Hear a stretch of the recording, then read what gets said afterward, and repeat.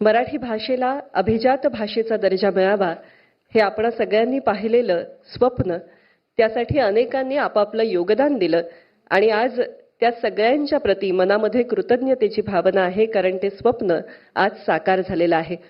पण हे साकार होत असताना ते ज्यांच्या नेतृत्वामुळे शक्य झालं असे आपल्या देशाचे आदरणीय पंतप्रधान नरेंद्रजी मोदी साहेब यांच्याविषयी आपण सगळ्यांच्या मनामध्ये आदराची आणि कृतज्ञतेची भावना आहे आणि तीच भावना आज आपण सत्काराच्या रूपात या ठिकाणी व्यक्त करणार आहोत. या सत्कार समारंभासाठी मी मंचावर आमंत्रित करू इच्छिते महाराष्ट्र राज्याचे माननीय राज्यपाल CP राधाकृष्णन साहेब, त्याचबरोबर महाराष्ट्र राज्याचे मुख्यमंत्री माननीय श्री एकनाथजी शिंदे साहेब, महाराष्ट्र राज्याचे उपमुख्यमंत्री माननीय श्री देवेंद्र फडणवीस साहेब, त्याचबरोबर महाराष्ट्र राज्याचे उपमुख्यमंत्री माननीय श्री अजितदादा पवार साहेब आणि मराठी भाषेचे मंत्री आदरणीय दीपकजी केसरकर. सर्व मान्यवरांना विनंती आहे आपण कृपया मंचावरती यावं. याचबरोबर टाळ्यांच्या गजरामध्ये आमंत्रित करूया आपल्या देशाचे पंतप्रधान आदरणीय श्री नरेंद्रजी मोदी साहेब.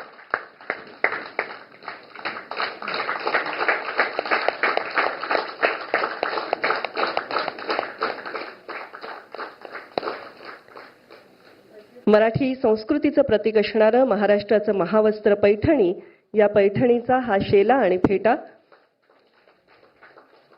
आपण या ठिकाणी पंतप्रधान महोदयांचं स्वागत पैठणी महावस्त्रांनी साकारलेल्या या शेला आणि फेट्याद्वारे करतो आहोत. त्याचबरोबर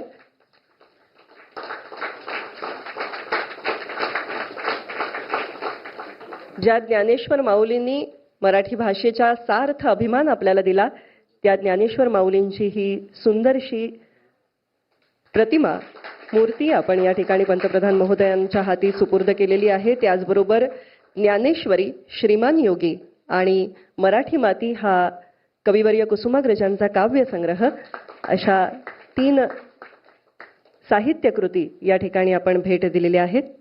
त्याचबरोबर अभिजात मराठीच्या आजच्या या दिवसाचं सन्मान चिन्हही आपण माननीय पंतप्रधान महोदयांच्या हाती सुपूर्द केलेलं आहे. सर्व मान्यवरांना मी आसनस्थ होण्याची विनंती करते आणि ज्यांनी हा निर्णय आपल्यासाठी साकार केला आणि ज्यांचं वक्तृत्व ऐकायला आपण कायमच उत्सुक असतो, देशाचे आदरणीय पंतप्रधान नरेंद्रजी मोदी साहेब यांना विनंती करते की या प्रसंगी सभेला संबोधित करावं.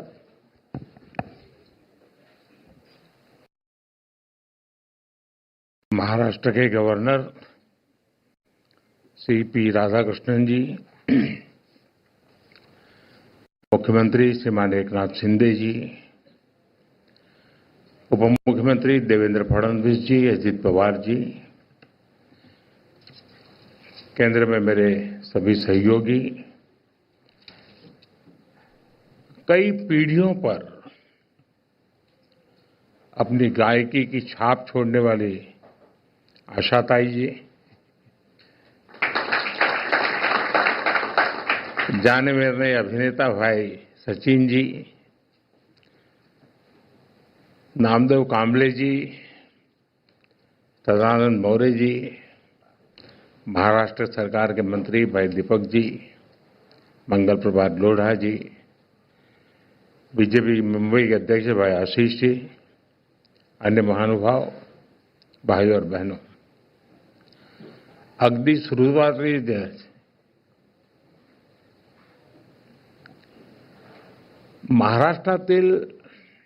महाराष्ट्राबाहेरील आणि सर्व जगातील मराठी भाषक मंडळीचे मराठी भाषेला अभिजात भाषा म्हणजे क्लासिकल लँग्वेजचा दर्जा मिळाल्याबद्दल अतिशय मनापासून अभिनंदन करतो.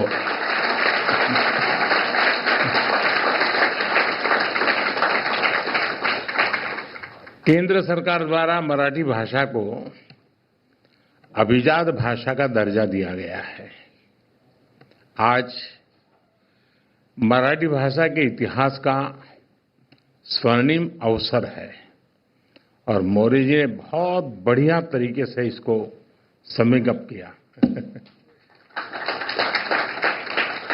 इस निर्णय का, इस पल का महाराष्ट्र के लोगों को, मराठी बोलने वाले हर व्यक्ति को दशकों से इंतजार था. मुझे खुशी है कि महाराष्ट्र का ये सपना पूरा करने में कुछ करने का सौभाग्य मुझे मिला। आज खुशी के इस पल को साझा करने के लिए मैं आप सबके बीच हूं। मराठी के साथ बंगाली, पाली, प्राकृत और असमिया भाषाओं को भी क्लासिकल लैंग्वेज का दर्जा दिया गया है। मैं इन भाषाओं से जुड़े लोगों को भी बधाई देता हूं। साथियों, मराठी भाषा का इतिहास बहुत समृद्ध रहा है। इस भाषा से ज्ञान की जो धाराएं निकली, उन्होंने कई पीढ़ियों का मार्गदर्शन किया है और वो आज भी हमें रास्ता दिखाती है। इसी भाषा से संत ज्ञानेश्वर ने वेदांत चर्चा से जन जन को जोड़ा। ज्ञानेश्वरी ने गीता के ज्ञान से भारत की आध्यात्मिक प्रज्ञा को पुनर्जागृत किया। इसी भाषा से संत नामदेव ने भक्ति मार्ग की चेतना को मजबूत किया। इसी तरह संत तुकाराम ने मराठी भाषा में धार्मिक जागरूकता का अभियान चलाया और संत चोखा मेला ने सामाजिक परिवर्तन के आंदोलन को सशक्त किया। आज महाराष्ट्र आणि मराठी धर्म वाढविण्या थोर संतान मी साष्टांग दंडवत करतो। मराठी भाषेला हा दर्जा संपूर्ण देशाने छत्रपती शिवाजी महाराज यांना त्यांच्या राज्याभिषेकाच्या 350व्या वर्षात केलेला मानाचा मुजरा आहे।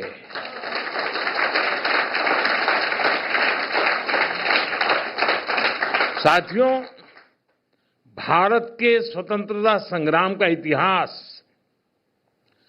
मराठी भाषा के योगदान से समृद्ध होता है। महाराष्ट्र के कई क्रांतिकारी नेताओं और विचारकों ने लोगों को जागरूक और एकजुट करने के लिए मराठी भाषा को माध्यम बनाया। लोकमान्य तिलक ने मराठी समाचार पत्र केसरी के द्वारा विदेशी सत्ता की जड़ें हिला दी थी। मराठी में दिए गए अनेक भाषणों ने जन जन में स्वराज पाने की ललक जगा दी थी। मराठी भाषा ने न्याय और समानता की लड़ाई को आगे बढ़ाने में अहम योगदान दिया। गोपाल गणेश अगरकर ने अपने मराठी समाचार पत्र सुधारक द्वारा सामाजिक सुधारों के अभियान को घर घर तक पहुंचाया। स्वतंत्रता संग्राम को दिशा देने में गोपाल कृष्ण गोखले जी ने भी मराठी भाषा को माध्यम बनाया। साथियों, मराठी साहित्य भारत की वो अनमोल विरासत है जिसमें हमारी सभ्यता के विकास और सांस्कृतिक उत्कर्ष की गाथाएं सुरक्षित है। महाराष्ट्र में मराठी साहित्य के द्वारा ही स्वराज, स्वदेशी, स्वभाषा और स्व संस्कृति की चेतना का विस्तार हुआ। स्वतंत्रता आंदोलन के दौरान शुरू हुए गणेश उत्सव और शिव जयंती के कार्यक्रम वीर सावरकर जैसे क्रांतिकारियों के विचार, बाबा साहब आंबेडकर का सामाजिक समता आंदोलन, महर्षि कर्वे का महिला सशक्तिकरण अभियान, महाराष्ट्र का औद्योगिकरण, कृषि सुधार के प्रयास, इन सब की प्राण शक्ति मराठी भाषा थी।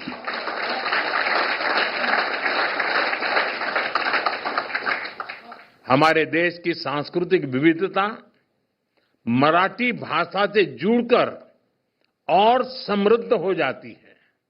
साथियों, भाषा सिर्फ बातचीत का माध्यम नहीं होती। भाषा का संस्कृति, इतिहास, परंपरा और साहित्य से गहरा जुड़ाव होता है। हम लोक गायन पोवाड़ा का उदाहरण ले सकते हैं। पोवाड़ा के माध्यम से छत्रपति शिवाजी महाराज और दूसरे नायकों की शौर्य गाथाएं कई सदियों के बाद भी हम तक पहुंची है। ये आज की पीढ़ी को मराठी भाषा की अद्भुत देन है। आज जब हम गणपति पूजा करते हैं तो हमारे मन में स्वाभाविक रूप से शब्द गूंजते हैं, गणपति बापा मोरया। ये केवल कुछ शब्दों का जोड़ नहीं है, बल्कि भक्ति का अनंत प्रवाह है। यही भक्ति पूरे देश को मराठी भाषा से जोड़ती है। इसी तरह श्री विठ्ठल के अभंग को सुनने वाले भी स्वतः मराठी से जुड़ जाते हैं।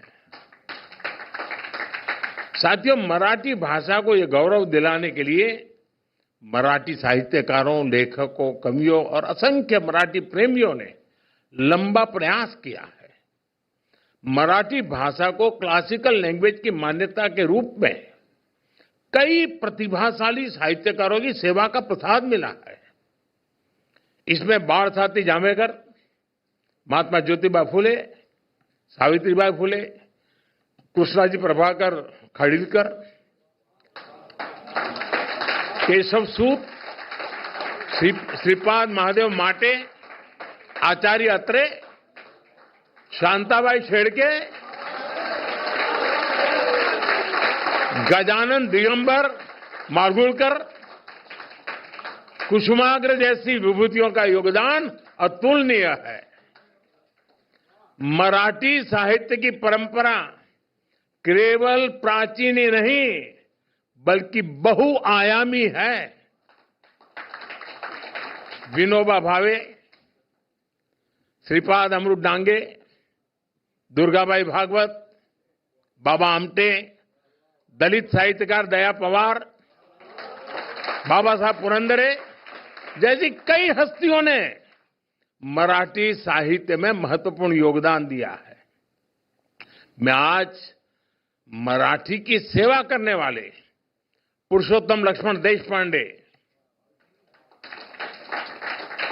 फूला देशपांडे कहूं तब लोग समझते हैं,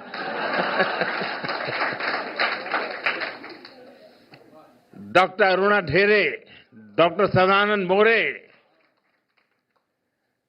महेश एलकुंचवार, साहित्य अकादमी पुरस्कार विजेता नामदेव कांबळे समेत सभी साहित्यकारों के योगदान को भी याद करूंगा। आशा बागे, विजय राजाध्यक्ष, डॉक्टर शरण कुमार लिंबाळे, नाट्य निर्देशक चंद्रकांत कुलकर्णी जैसे कई दिग्गजों ने वर्षों से इसका सपना देखा था। साथियों, साहित्य और संस्कृति के साथ मराठी सिनेमा ने भी हमें गौरवान्वित किया है। आज भारत में सिनेमा का जो स्वरूप है, उसका आधार भी वी शांताराम और दादा साहब फाल्के जैसी हस्तियों से तैयार किया था। मराठी रंगमंच ने समाज के शोषित वंचित वर्ग की आवाज को बुलंद किया है। मराठी रंगभूमि के दिग्गज कलाकारों ने हर मंच पर अपनी प्रतिभा का लोहा मनवाया है। मराठी संगीत, लोक संगीत, लोक नृत्य की परंपराएं अपने साथ एक समृद्ध विरासत लेकर आगे बढ़ रही है। बाल गंधर्व डॉक्टर वसंतराव देशपांडे, भीमसेन जोशी, सुधीर फड़के, मोगूबाई कुर्डीकर या फिर बाद के युग में लता दीदी, आशाताई, शंकर महादेवन, अनुराधा पौडवाल जी जैसे दिग्गज लोगों ने मराठी संगीत को एक अलग पहचान दी है। मराठी भाषा की सेवा करने वाले व्यक्तित्वों की संख्या इतनी विशाल है, मैं उनके बारे में बात करूं तो पूरी रात निकल जाएगी। साथियों, मेरा सौभाग्य रहा, यहां कुछ लोगों को संकोच हो रहा था कि मराठी बोले या हिंदी बोले। मेरा बीच में नाता टूट गया, वरना मेरा सौभाग्य था कि मुझे 2 या 3 किताबों का मराठी से मैं गुजराती करने का सौभाग्य मिला है।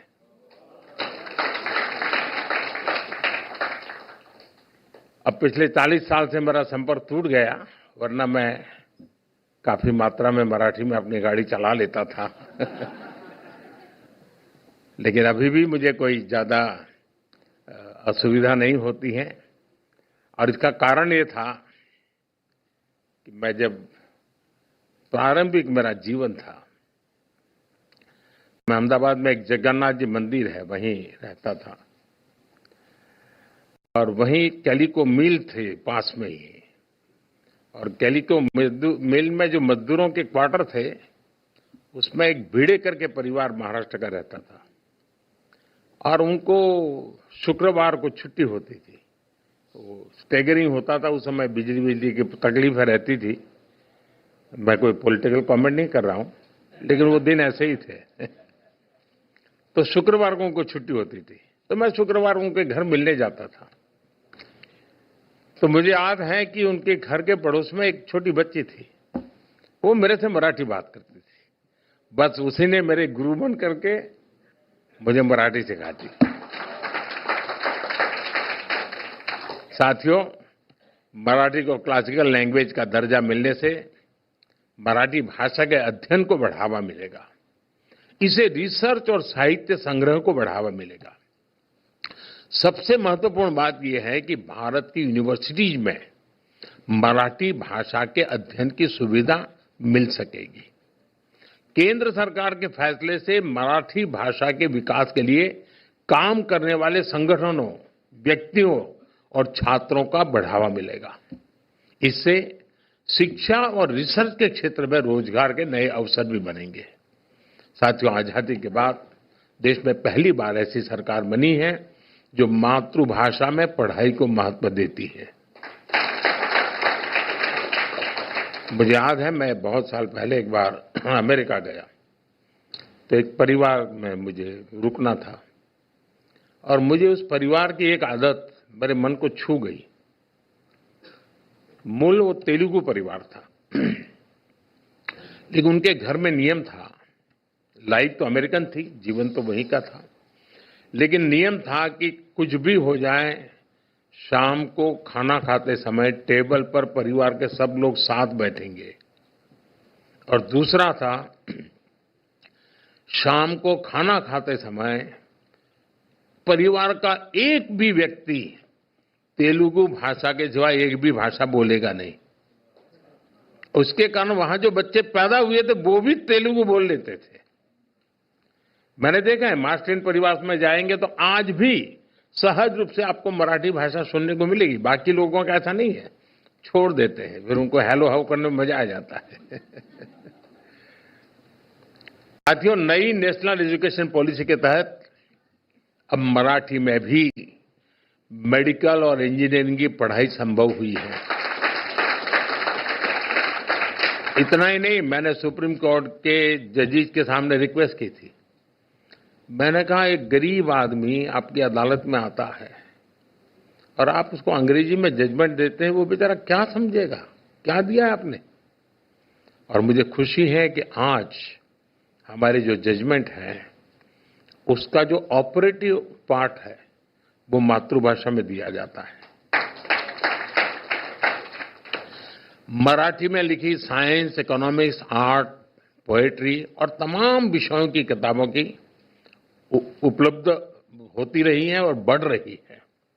हमें इस भाषा को व्हीकल ऑफ आइडियाज बनाना है ताकि हमेशा जीवंत बनी रहे। हमारा प्रयास होना चाहिए कि मराठी साहित्य की रचनाएं ज्यादा से ज्यादा लोगों तक पहुंचे। मैं चाहता हूं कि मराठी भाषा ग्लोबल ऑडियंस तक पहुंचे। और आपको मालूम होगा, आपको अगर इंटरेस्ट हो भाषा में, तो भारत सरकार ने भाषिणी ऐप बनाया है, आप जरूर इसका उपयोग कर सकते हैं। ये बहुत आसानी से आप अपनी चीजों को भारतीय भाषाओं में इंटरप्रेट कर सकते हैं। ट्रांसलेशन के इस फीचर से भाषा की दीवार खत्म हो सकती है। आप मराठी बोलें, अगर मैं भाषणी के लेकर के बैठा हूं तो मैं उसको गुजराती में सुन सकता हूं, मैं हिंदी में सुन सकता हूं। तो ये एक व्यवस्था टेक्नोलॉजी के कारण बहुत आसान हुई है। साथियों, आज हम इस ऐतिहासिक अवसर पर इसकी खुशी तो मना रहे हैं, ये मौका हमारे लिए एक बड़ी जिम्मेदारी भी लेकर आया है। मराठी बोलने वाले हर व्यक्ति का दायित्व है कि वो इस सुंदर भाषा को आगे बढ़ाने में योगदान दे। जिस तरह मराठी लोग सरल होते हैं, वैसे ही मराठी भाषा भी बहुत सरल होती है। इस भाषा से ज्यादा लोग जुड़े, इसका विस्तार हो, अगली पीढ़ी में इसे लेकर गर्व का बोध हो, इसके लिए हम सबको प्रयास करना चाहिए। आप सबने मेरा स्वागत सम्मान किया, मैं राज्य सरकार का आभारी हूं। ये कोइंसिडेंस था क्योंकि मेरा एक और कार्यक्रम था जहां यहाँ आना होता था, लेकिन अचानक यहाँ के साथियों ने मैं कह दिया कि 1 घंटा और दे दीजिए, और उसी में से ये कार्यक्रम बन गया। और आप लोग सभी गणमान्य लोग हैं जिनका जीवन इन बातों से जुड़ा हुआ है, उन सबका यहाँ उपस्थित होना ये अपने आप में मराठी भाषा का महात्म्य को उजागर करता है। मैं इसके लिए आप सबका बहुत आभारी हूं। मैं एक बार फिर आप सभी को मराठी भाषा को शास्त्रीय दर्जा मिलने के लिए बहुत बहुत बधाई देता हूं। महाराष्ट्रातील आणि जगातील सर्व मराठी जनांना खूप खूप शुभेच्छा देतो। धन्यवाद।